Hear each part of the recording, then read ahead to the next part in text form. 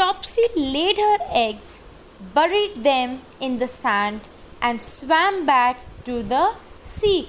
Buried means, children, she covered the eggs completely in the sand. The sun warmed the sand and kept the eggs warm until it was time for the baby turtles to come out. The eggs cracked and the turtle babies crawled out of the sand. So this is how the turtles come out of the eggs. Tiltil craned his tiny neck and looked about him. Crane means stretched out, to stretch his neck.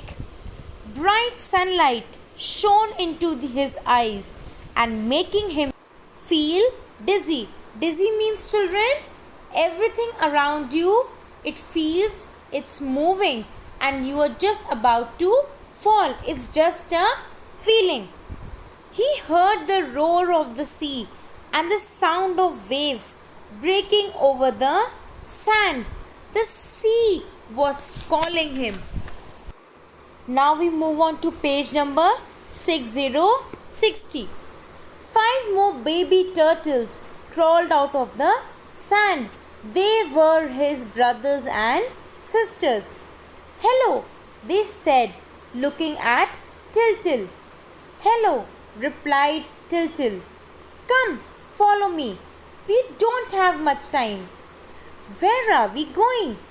asked one of them. "To the sea, of course," said Tiltil. So what did Tiltil tell his brothers and sisters? To follow him to the sea. Tiltil led the little group across the sand. A few more turtle babies joined them. Topsy had laid nearly 50 eggs. That's a huge number, isn't it?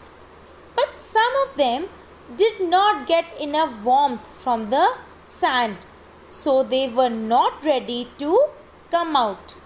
Some others had been dug up by a naughty boy who took them home. So a naughty boy, what did he do?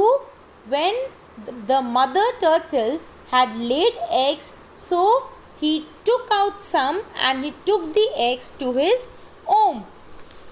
"Keep by the rocks," warned Tiltil. "Look at those big seabirds flying above." Can you see in the picture given on your left hand side, children, that the turtles are moving towards the sea and big seabirds are flying above. They look very bad. I hope they don't attack us. Before Tiltil could finish speaking, one of the birds swooped down on them.